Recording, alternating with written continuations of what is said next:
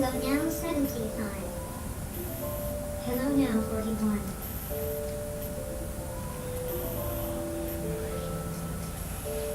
Have you seen my Roberta? Oh, I don't know. I am sorry.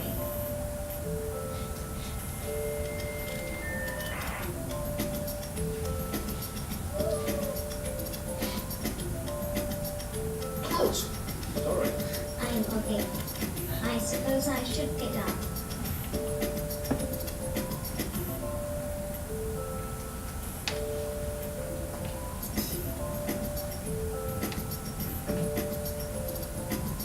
That's better.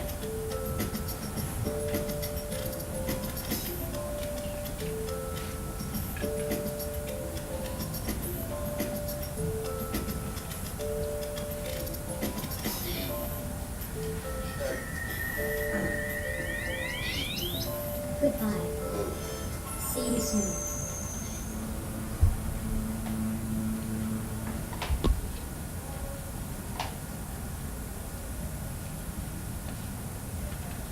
Good afternoon, everyone.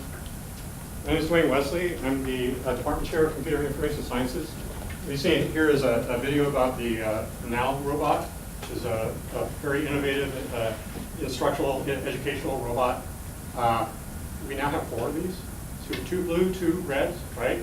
So if you don't have any experience with robots or robotics in general, you don't have any programming experience or background really of any kind, you're exactly the kind of student that we're interested in having come to Mesa Robotics, MRO, the Mesa Robotics Organization, because we have these things and we're looking towards developing the curriculum to make use of these things.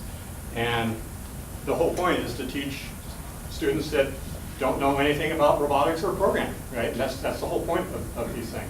So if that appeals to you at all, I highly recommend that you consider coming to our meetings. They're Fridays from 1 to 3 p.m. In S304, it's in the Allied Health Building across campus. So yeah, so this is one of the types of robots that you can explore and play around with.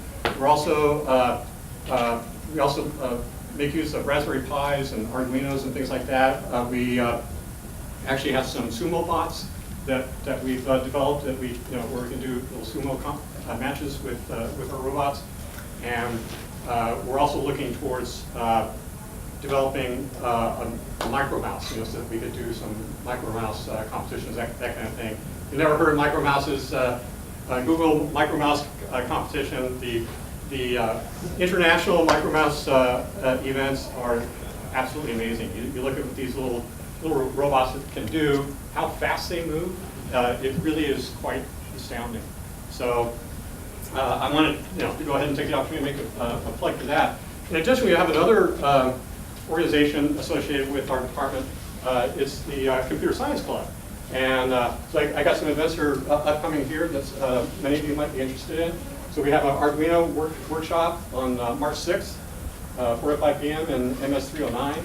And basically that's the time and place for all of these. We also have a Java Jams workshop on March 8th, same time and place. And then we have 2 Python workshops, March 13th and 24th, same time and place. So you may want to pick one or more of these. If I were you, I'd be at all of these, right? But yeah, there's a lot of really cool stuff, venues, opportunities for you to have fun and explore technology and learn some skills that are highly marketable, right? It's just amazing what you can do by just learning a little bit more about what's happening in technology these days. So I want to make sure I make a plug for all those things that are happening on campus. Thank you all for coming to this event.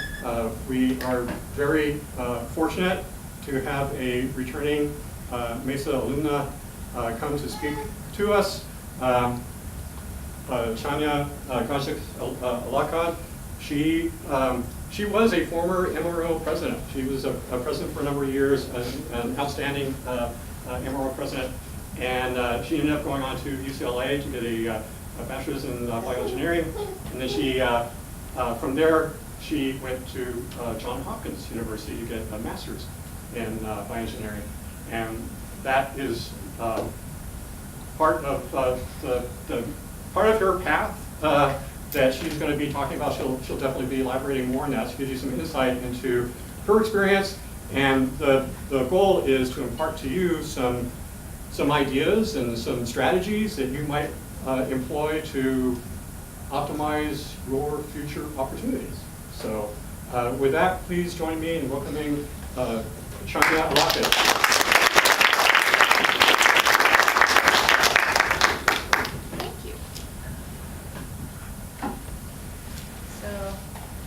I made some slides mostly to keep me on track because I could talk to you guys all day.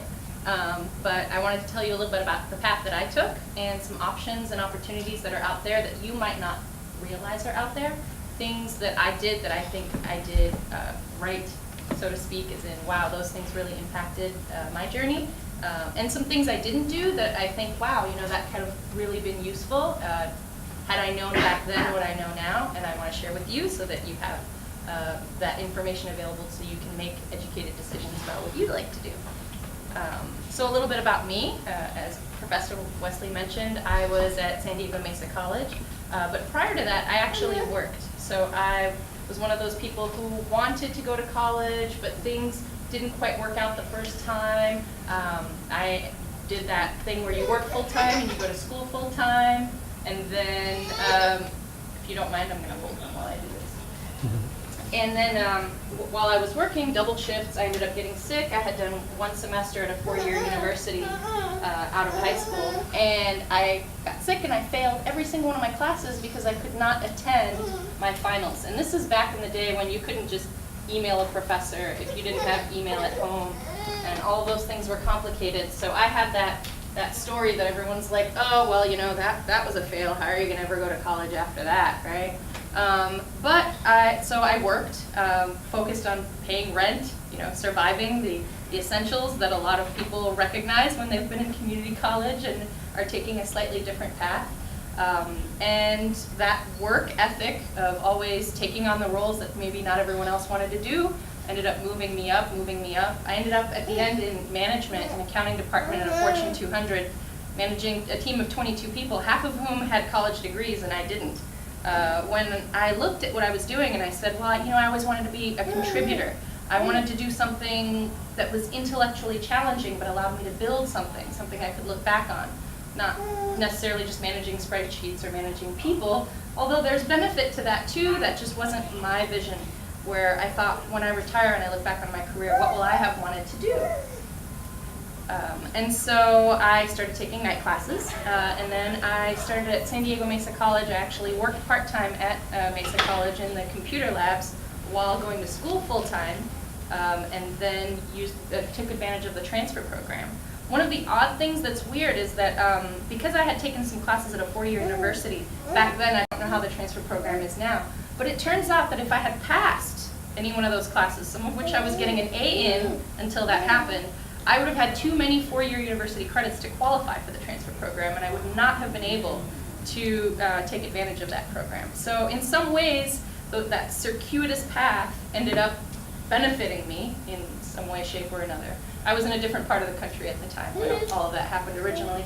And I think I approached my college education differently, having worked, having, to look at it a little bit differently than someone who just goes straight out of high school into a 4-year university, as I learned when I transferred and went to school with those students. So I ended up coming to San Diego Mesa College, joining Mesa Robotics. A lot of the activities that I did here with Mesa Robotics ended up reflecting on my application, showing my interest in engineering. When you do your hobbies as the thing that you want to do and that you're interested in as a career, it really shows, and it's recognized by the admissions committees. I can say that because I'm now on the Johns Hopkins admissions committee, 2 years running for our program, so I understand what they look for. But even then, some of that is kind of obvious to you when that what you love to do should be what you love to do for the rest of your life, not just what you do on Saturdays, right? So if you pursue something that's interesting to you, then you'll be able to reflect that to others and also to yourself. One of the biggest challenges is figuring that out in the first place. I ended up graduating from San Diego Mesa College. Some transfers choose not to get an associate's. I chose to do so, and that was a big milestone for me and an achievement, an exciting moment.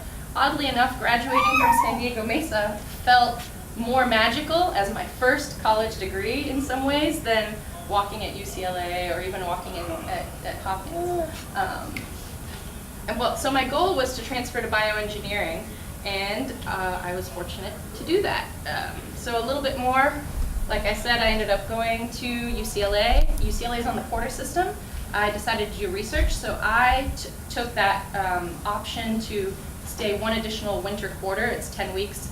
It allowed me to spend more time focusing on my classes, my electives that I wanted to take, focusing on research and other activities. So if you end up at a quarter school, don't feel like you have to necessarily finish by that spring, knowing a lot of times the other thing that happens is there are classes you had to take freshman, sophomore year that you got to pack in and squeeze in when you first arrive as a junior. So that those first semesters can be a little challenging if you transfer to a quarter school for that reason. Don't be scared to take an additional quarter. That was one of the things that I'm so thankful I did. It made a big difference for me. I ended up at Hopkins, thankfully. It was an amazing experience for me. I ended up at UCLA doing research, and I presented at the BMES. I'm not sure if you've heard of it. It's Biomedical Engineering Society. They have an annual conference. If you do research and you present a poster, I was presenting a poster, you can attend. And that's where I found out about the Hopkins program, which is not very well advertised. I've given them some crap about this. I had never heard of it, and I would not have applied if someone hadn't approached me. And as I was walking down the hall, some guy from Hopkins was like, "Oh, come talk about our program." And I looked and I was like, "Hopkins? Whew, yeah, right, like that's gonna happen. But sure, tell me about your program."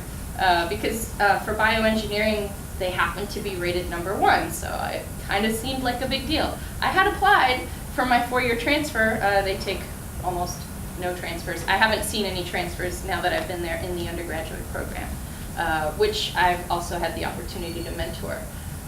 The UCLA ended up being a great path, and then the graduate program was really interesting. But it was especially interesting because it's a 1-year program, and I ended up staying for 2 years. That's because they have the option to do an advanced track. I'll tell you a little bit about the program and what I did, but I'm going to try to keep that short because that's not the whole purpose of why I'm here. Oh, I doubled them up. So my program takes place in 2 countries. The first year I ended up going to Bangladesh, and there were some pretty exciting moments there. And the second year I ended up in Kenya. But the idea is that you do 2 projects. One is in the US market for medical devices, and the other one is in the global market. You spend the summer doing immersion, like 2 to 3 months in the hospital watching surgeries in pretty much anything from open heart surgery to interventional radiology, orthopedics, urology, labor and delivery. And then you as a group of people decide a problem that you want to address, and you actually develop a product. Obviously, it's not a product that's ready for market because this is a process that takes a long time, but it teaches you from the front to the end what you need to know so that if you decide to get a career in this space, where you would want to be. Would you want to be on the ideation? Would you want to be in R&D? Would you want to be on the more of the business side? So they teach you a little bit of all of that. And you get feedback from venture capital firms, and you get lessons from the FDA. For those of you interested in bioengineering, it's an incredible program, and I highly recommend it. And like a lot of things, you get what you put into it. So a lot of programs out there, even if they might seem scary or intimidating because either it's a big name school or it's doing something that's outside of your purview, something you haven't done before, I highly recommend that you apply and you consider doing it, because what happens is whatever you get to put into those situations is what you get out. There are people who are able to access these things perhaps more easily because they went to a very well-famed high school and very well-famed university, and so they think that they might be able to get in more easily. They just did the right things, they're academically sound, they got the high GPA, you know, all of that stuff. But that doesn't mean they're going to get the most out of the program, and I've seen that. If you're the kind of person who has grit, who works, who takes advantage of all the resources that are accessible to you in the environment that you're in, you are going to get so much more out of anything that you do than the other people around you. And that starts now, not just when you get to where you think you're going next. So at this moment, you may not be sure what you want to do. You probably have an idea, right? You probably have a hypothesis, is what I'll call it, about what you'd like to do. Most likely it's something in science, technology, engineering, perhaps even art, like design and mathematics. All of those areas are now kind of coming together, and that's probably why you're here. But having an idea about what you want doesn't mean that's exactly what you want. You might want something that's just slightly next to that. So what I encourage you to do while you're at this stage is to test your hypothesis, right? Sign up for newsletters in the areas that you're really excited about. That could be software development, it could be artificial intelligence, it could be genetic engineering, and you'd be surprised how many things get linked nowadays, right? So what happens is you sign up for newsletters in areas of your interest, and you actually read them, you will suddenly find certain things are very exciting to you, and some that you thought were exciting are actually not. I was devastated by this myself. Things I thought I was going to be so passionate about, I just couldn't make it through the rest of the article. And then other things that I had signed up for just to see, I would find myself, oh wow, being fascinated, going and looking up other things related to that. And you'll discover these things about yourself. Clubs on campus, Mesa Robotics being an excellent example, will expose you to doing things hands-on. And until you know what you're actually going to do physically in an activity, the idea of it is different from the actuality. And so I really encourage you to do things hands-on. Join professional societies and attend their events. When you're a student, those things are dirt cheap compared to what they would be in the future. A lot of times the conferences that are like $1,000 for professionals to attend could be $25 for you to go for a whole week, or even free if you sign up 3 months in advance. I'll tell you my favorite conference that's like that. And I highly recommend you go, because these are the opportunities to really see what thought leaders in these fields are doing, see what's interesting to you, and even make contacts that could end up impacting what you do downstream. You might meet the professor you might work with. That happened to me. When I was at Mesa, I attended the IEEE EMBS, Engineering and Medicine Biology Society, different from BMS. And then I ended up meeting a bunch of the professors who were at UCLA, because I knew I was going to be transferring there. It was that summer.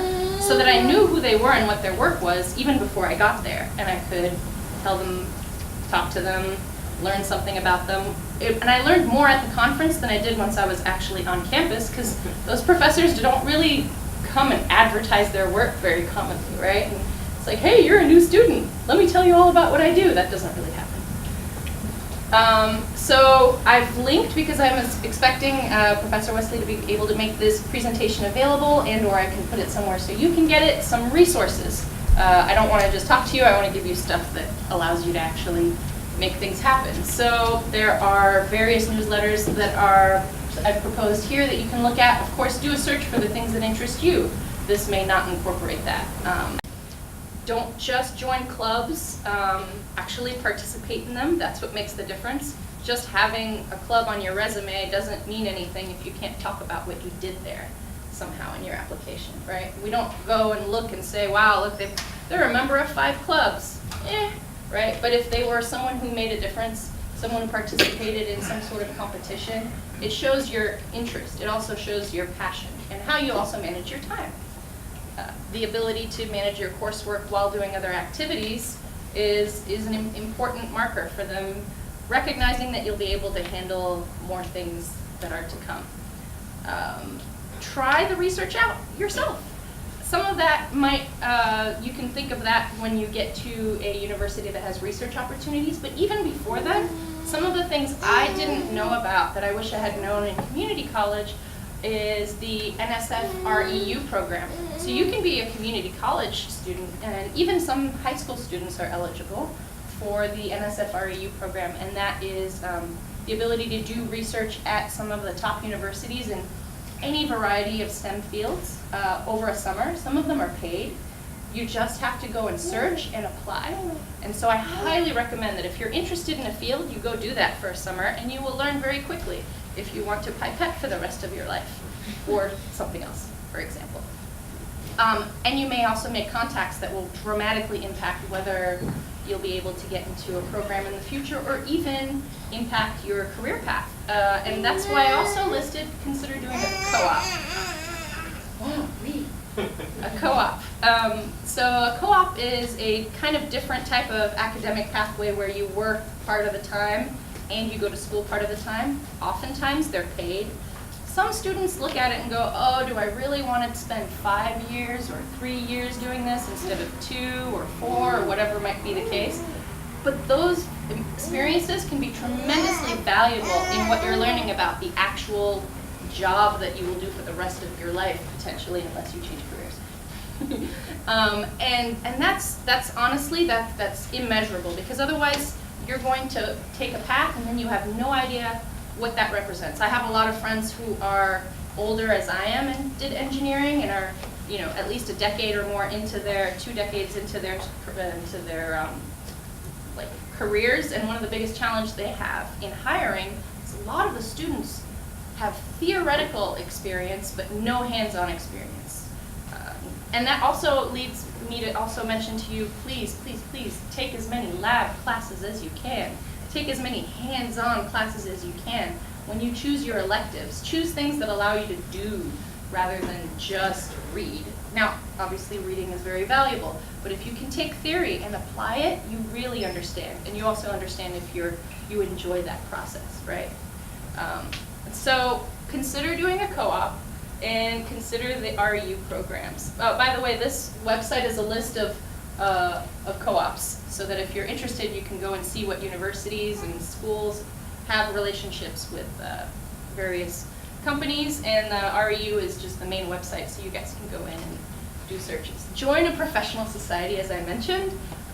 You'll notice I highlighted IEEE, and the reason I did that is although it says electrical engineering, they've become such a big society that they have subdivisions. So they have subdivisions in computer science, in bioengineering, in materials, and they have conferences associated with that. And the reason I love IEEE is because you can go and attend a week-long conference with the world's experts, and if you pay just for your membership and you sign up 3 months in advance, that conference is free. And now also look before you sign up what year it is, because they do 1 year in the US, or 2 years in the US, 1 year abroad, 2 years in the US, 1 year abroad. But it's still worth it to go. If you can, make a road trip with your friends. It is going to be tremendously exciting. But even if you don't choose one of those, there are so many available to you, and these are some of the major ones. There are even more than this. And so if you join a professional society and you attend their conferences, you'll make contacts that will impact your future path. But again, you will learn whether you will be passionate about this or whether it was just really cool on paper. So your university experience, what I recommend now is do upfront research and make an educated choice about your major as much as you can through some of those things that I've mentioned. If you're transferring, I know that now San Diego Mesa has a 4-year option too, so you can apply some of what's in the left column in the middle here. Or if you're transferring, look at schools about how they allow you to achieve your goals. That could be a co-op, that could be research, that could be a variety of other things. But every program tends to be focused. So even if you're choosing one type of engineering, there are subdivisions within that, and the schools are ranked or have different qualifications on how good they are. So whether if you're electrical, you might want to go into power systems, you might want to go into circuit design, you might want to go into signals and systems. Each one of those is a different specialty, and each school is going to be weighed heavily or less heavily, depending on what they are a leader in or not. So don't just look at, the engineering category. UCSD, for example, is huge in bioengineering, but a lot of it is bioinformatics and data analysis within that. So just take a look at that, understand that when you make your choice as well. It seems like a lot, but the truth is you're making a really small time investment relative to the amount of time you're going to spend there and the impact it's going to have on your career long term. In undergrad, as I had mentioned, choose your electives wisely, and if you can, which I was able to do this at my school, as long as your GPA is above a certain amount, you can usually petition to take graduate level classes, which are far more interesting. They are a little bit harder sometimes, but oftentimes they also are more hands-on. So for example, I had the opportunity to take a MEMS class along with a MEMS lab course where I actually learned how to build MEMS circuitry, which was technically only available to graduate students, but you can petition. So let me see if I even remember what MEMS stands for, but it's like mechanical, electrical components. They're like circuits, but they're things made out of silicon for the most part in a clean room in either micro or nano sizes, and you can use them for a variety of applications. But also the skills you learn there are applicable to so many different disciplines. And since almost all of our world operates now on silicon chips, just understanding the basis on which we live and some of the applications that could happen in any one of your industries is very interesting. Plus, it's a hands-on skill. If you didn't end up doing research, it's okay to leave the lab if you don't like what you're doing. So many students I met would finally get into a research lab and be like, oh my God, I'm so excited. And then 3 months into it, they go, I cannot stand what I'm doing, and but I can't leave because they gave me this wonderful opportunity. But the truth is, you have very few months and years in the situation in which you're in to gain the experience that you have. You don't have that much time outside of your courses to do what you want. You should do things you love.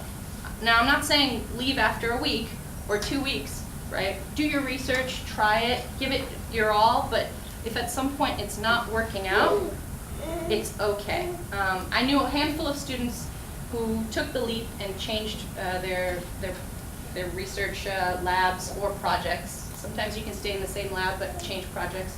Just be honest and open with the people around you. Don't burn any bridges, but just tell them, you know, this is what you want. And if you are able to do that, you'll be much happier for it. I met too many students who just felt so committed that they couldn't leave. And in addition to that, many of them said, well, I have to give 40 hours a week during summer because they gave me this opportunity. Remember that you're unpaid most of the time when you're working in a research lab at an undergraduate institution. You could be spending your summer in an internship, learning different skills, and potentially getting paid. Don't be afraid to prioritize you, because that's what you're there for. Also keep in mind that even graduate students who are paid, their rates have not changed in like 40 years with inflation and the cost of living. So it's a labor force that's dramatically underappreciated and underpaid. Prioritize yourself. I wish someone had told me that, even though I really enjoyed my research. If you decide to do graduate school, there are a lot of different ways to do it. Don't feel like you have to fall into a cookie cutter method of either PhD or 2-year thesis. There are 4+1 programs where you can get a master's by doing 1 additional year at your university. There are programs like mine, which was a 1-year program, and then I applied for the advanced track because the technology that myself and my colleagues developed had the opportunity to form a startup, and so they basically allow you to incubate and pay you like a graduate student. You stay in a student status, and you're able to use all the resources of the university in order to do animal testing and move your product forward, which was a tremendous, tremendous opportunity that I'm very thankful for. There are a lot of unique different programs out there, so don't feel like it's just a one-dimensional choice. And for those of you who are considering MD, please seriously consider MD PhD. It sounds like a lot more work because it's a 3 extra years, but you're already committed to like 10, 12 years. Those 3 extra years means you don't come out with $250,000 in debt because they actually pay you to do it instead of you paying them. And it puts you in a position to really choose what you want to do with your future. If you decide to go into academic medicine, you can do that much more easily with an MD PhD. And it also allows you to be a consultant so that you can find other venues of getting paid beyond just performing medicine. So look into it and see if it's a good fit for you. Most of the people who were MD bound that I met did not know about the MD PhD options until it was too late. So this was kind of the path that I took.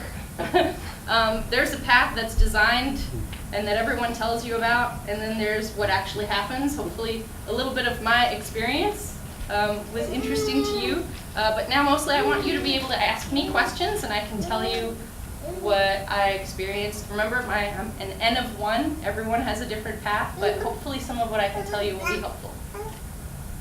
So that's basically it.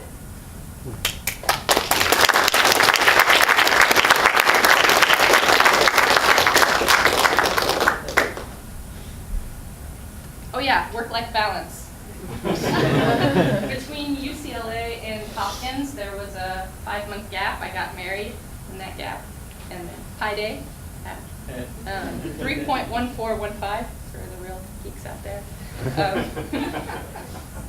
And then during my program in year 2, we got pregnant. And so he came out in August. I walked in May, and he came out in August. And we moved here in July from Baltimore. So you learn to be able to do lots of things. And so, ladies, if you have questions on work-life balance and all of that too, I've asked many women with many more years of experience than me some of the advice they had, and I can share what they've shared, and I can share what I have to say as well if you have any questions about that too. But, ladies, gentlemen, any questions you might have, feel free. What's your baby's name? Oh, Julian. What was something that you thought you were going to be really interested in, but then when you really got into it, it wasn't for you? And how did you know when to pivot from the thing you thought you wanted to do to something else? So I thought I was going to be really interested in genetic engineering, like genome modification. And the truth is, on the top layer, I am. I follow it and I'm intrigued by it at a surface level. But when I see what the actual process is, I wasn't into the day-to-day activities that would involve. And when I would read the papers, I loved the summaries, but as they dove into some of, like choosing the various codons and all these kind of things, I was just like, it's just not gripping me, right?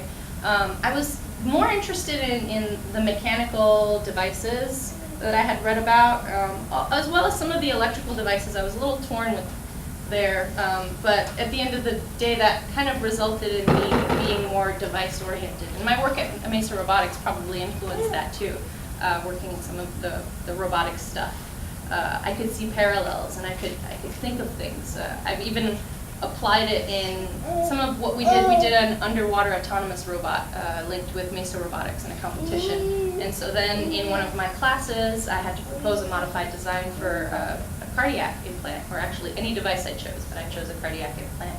And I made a proposal that involved basically separating all of the systems so that you could go back in retroactively and replace a component like a battery without replacing the entire cardiac defibrillator, which was kind of a different model design.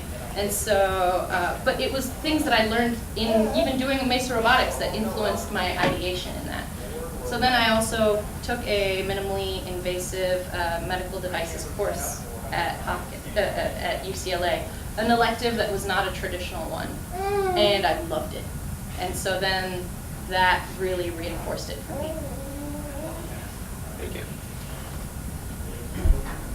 How many of the opportunities that you've had would you say just ended up being word of mouth that sort of just happened compared to what you could plan for earlier on? So I'd say that while there's truth to that, part of that was because initially I wasn't doing the research, which is why I've shared some of those REUs and other links. So things that I'd heard about. I'd heard about the REUs while I was at Mesa, but right before I was about to transfer to UCLA, too late for the application. But I didn't know in time, so I heard that through word of mouth, and now I'm trying to share that as something you can research and look into in advance. Same with some of the conferences. I first heard about conferences word of mouth, and then that got me to start doing more research, and then that has influenced my path since then. What will be your advice for those people who consider their work as their second career now, and they want to pursue a higher goal during this advanced technology that we have right now. So are you thinking of doing a third career or picking up a hobby? Well, actually, I retired from the service already, and I'm using my veterans educational benefits right now. But I'm so interested in technology wherein I like to improve myself so I can hopefully improve my work status. Well, I've met a lot of people who choose to do consulting work while after retiring. A lot of them in engineering try to retire early and then switch to consulting or startup things. You could, if you're really intrigued, end up working at a startup part-time. Internships, oddly enough, are no longer something that people just do as a, in an early phase. A lot of people are doing internships later in life for different reasons. There are a lot of ways you can contribute and learn, and then decide if you want to apply them. But if you're really looking to make it sort of like a third career, I would say gain your education and then find a network of people you can work with, either in a startup or in a consulting environment. Might be a route for you. But only you know.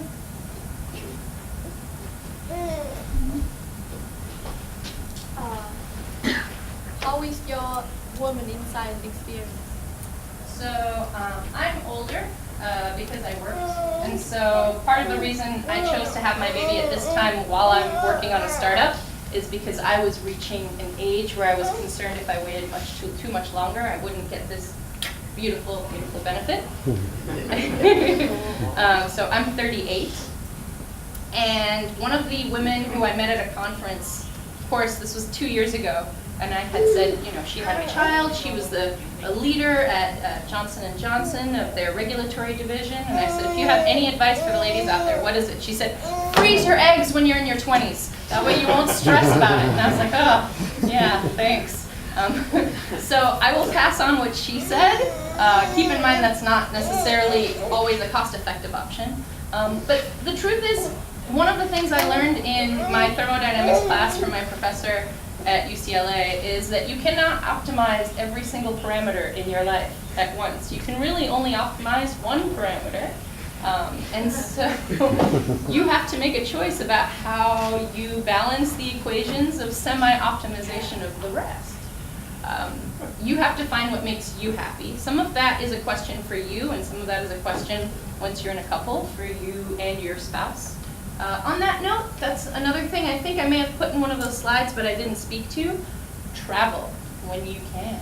When you are by yourself, when you are unmarried, when you are not necessarily still attached to a company, travel, because you will very rarely have as much time on your hands as you do now. I know that this sounds awful because you feel like you're terribly busy right now, but most companies out there will give you, 2 to 3 weeks vacation all year, not to be taken at once.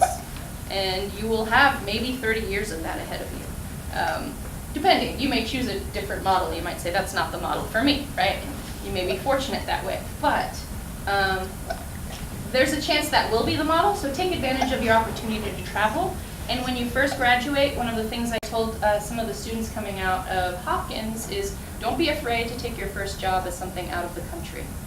Don't be afraid to go do a year in Japan, a year in the UK. You speak English, and a lot of corporate America translates to the rest of the world. There are job opportunities all over the world for you.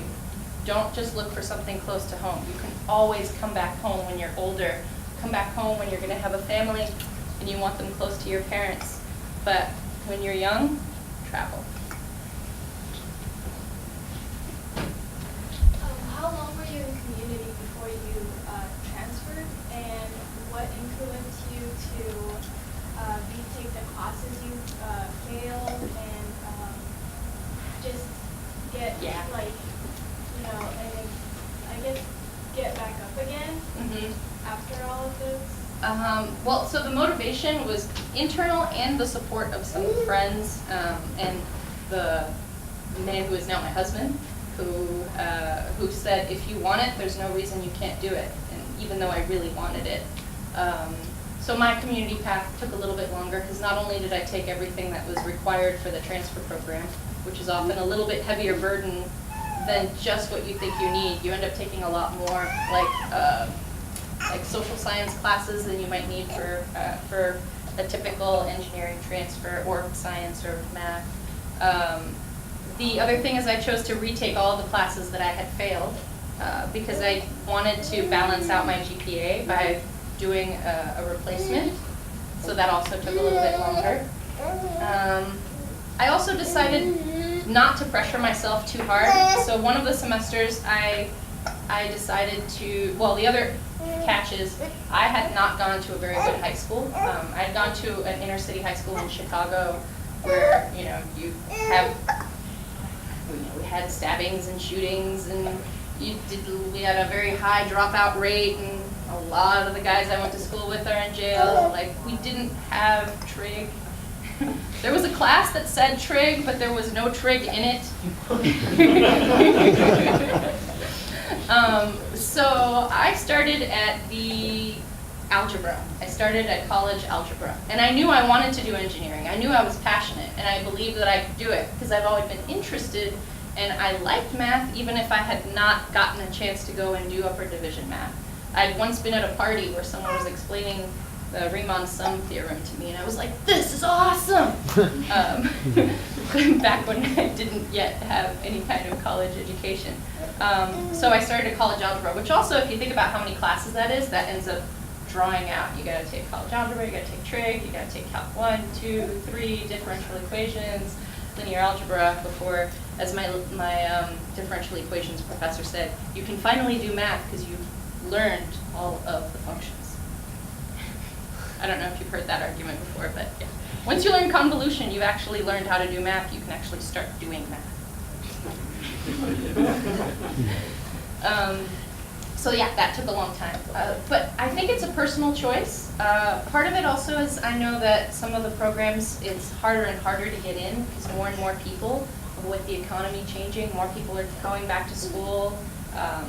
You've got to do what feels right for you to be competitive, but also what feels right for you to have that edge.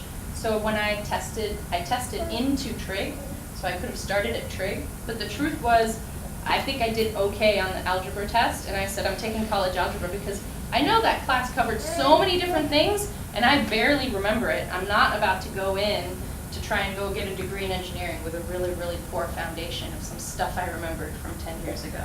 And so that was a personal choice for me as well. You was talking about with getting hands-on experience, if that's not for you, don't be afraid to change. How deep do you think you can be in the sort of academic pathway and still be flexible without having to sort of backtrack on like what you've already done? So like at BMES, last year I actually was manning the booth for our program for admissions, and I encountered PhDs who were interested in taking our master's program because they were just finishing their PhD, and they had basically narrowed to a tip to a specialization point that they did not want to do for the rest of their lives. So there are a few different, so I guess maybe let me backtrack and say how far in your academic path do you mean?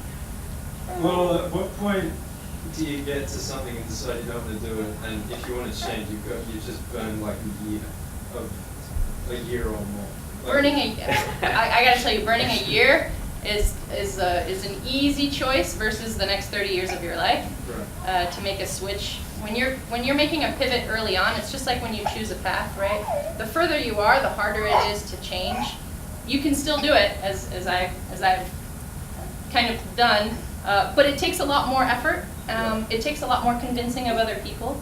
If you tell people that you walked a path and then you changed also, like let's say you walked a path for a year or two, then you realized it wasn't for you and you picked something that was, but you did that through effective learning by doing something and going, wow, I really love this. When you make that case to someone for a job interview or for an application, they really believe that you are passionate, right? Whereas a lot of the other people are just walking that path just like you did and then continuing walking because they think that's what they're supposed to do. Don't do that. Don't do that to yourself because you'll regret it later. And I say that from the heart. Obviously, you do whatever you want, but I think you might bring it up. Yeah, so you suggested a lot of things like, you know, to read newsletters and attend conferences and join clubs and, you know, so I'm sure you know this all takes time. Yes. And so, I mean, I work full time and go to school full time, and I really like getting A's if I can.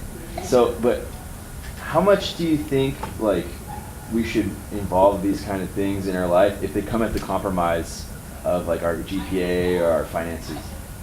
Yeah, you have to make choices that are right for you. So what I would say in that case is maybe I would suggest you do at least one conference in your career before you move into finalizing what you want to do, and do it earlier.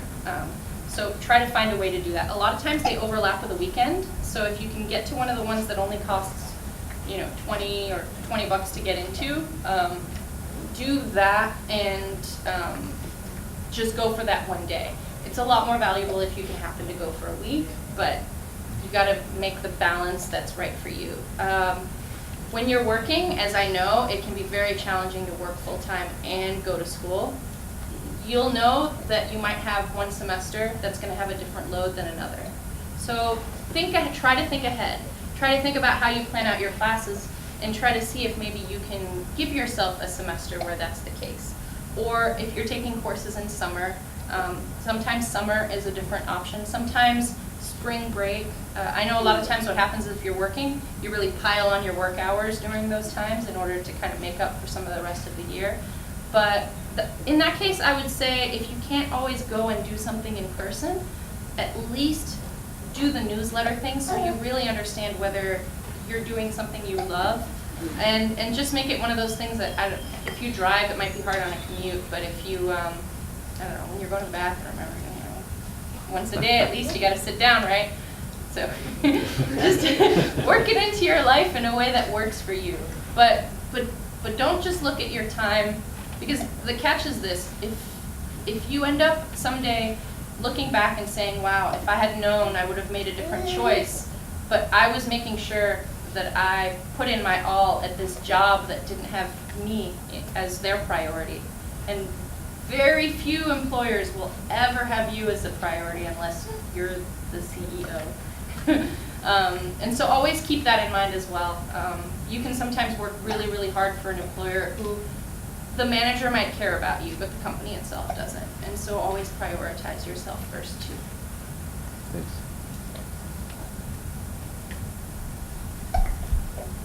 So, as an older transfer, what was kind of like your biggest uphill battle, especially since you'd already gone to a 4-year school and then that was unsuccessful and then you're going into it? How limiting was that? I think it can be limiting if you let it put blinders on yourself. But I think one of the things that I'm thankful that I did successfully is when I looked at all of my peers as peers.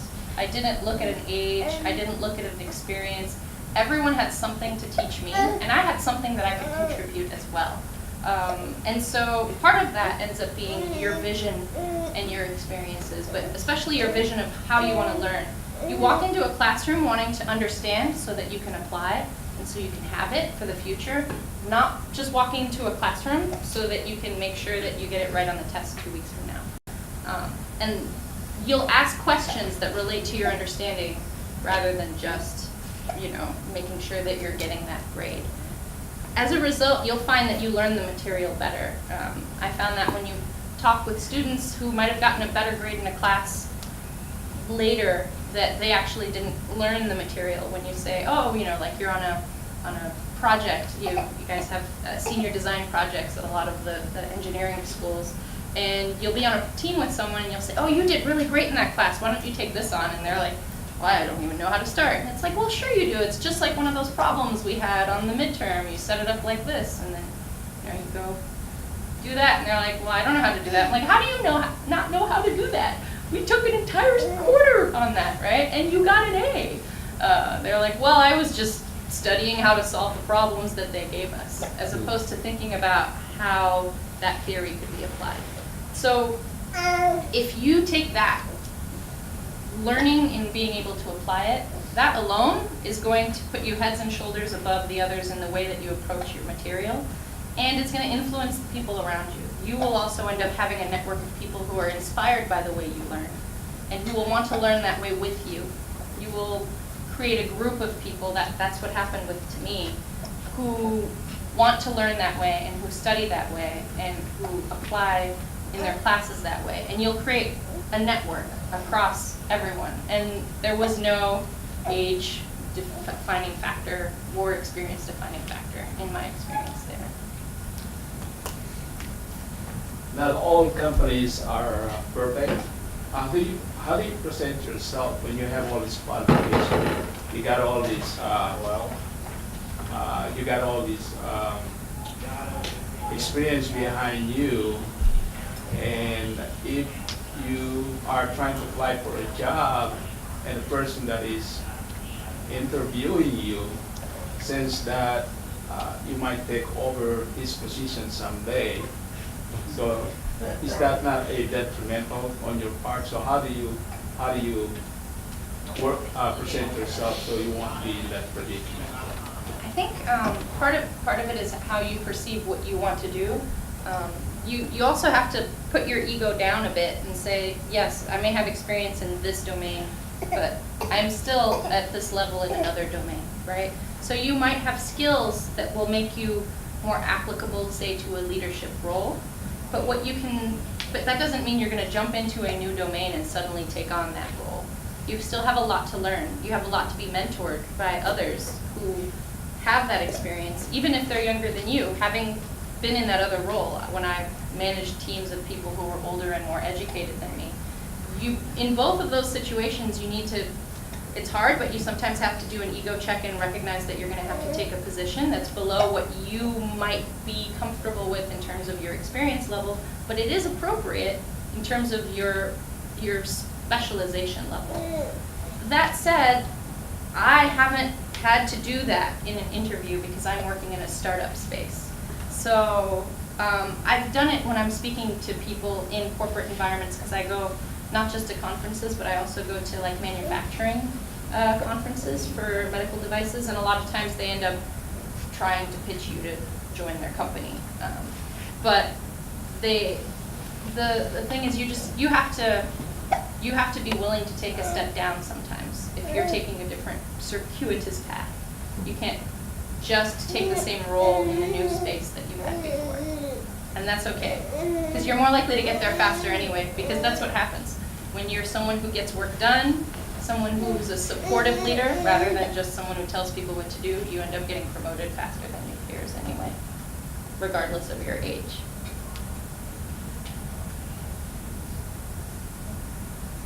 Do you have any major drawbacks that define your pathway to your career? And in terms of success, what did you find most benefited you? Was it time management, practice, or group work? Ooh, that's tough. Well, I had that really big setback in the beginning. And then obviously you don't do everything perfect. I think I would have benefited from doing an internship or a research experience earlier on. Because I did, as much as I love my research, I think I would have liked to do more than one thing as my research experience, rather than just dive into that. And then I think that time management is critical. I think I could have done that better as well. But working in group study helped that tremendously. But also only stay with group study if it's actually benefiting you. And be able and willing to say, you know, today I'm doing groups, today I'm doing individual study. And a lot of times one of the things we found, at least at UCLA, which is on the quarter system, which doesn't have any gaps for you to catch up. So when you're on the semester system, sometimes if you're having a lot of things going on and you run behind, you might have 1 week when you can do catch up. On the quarter system, that week does not exist. Neither in the middle, neither at the end. Because it's 10 weeks, and it's very similar material packed into 10 instead of 16. And so you have to figure out what you need to know before you're willing to discuss it in a group. So ideally, try to become a subject matter expert of everything you can, and have your peers do the same, and then come together as a group so that you can inform each other on the things that you understood better and differently, and teach each other, because you learn really well by teaching as well. And so that's what I would suggest. I don't know if that answered your question. But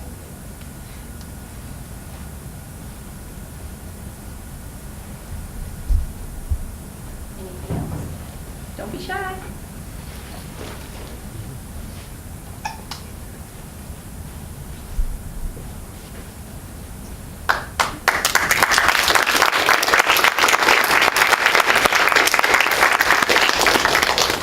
Thank you all for coming.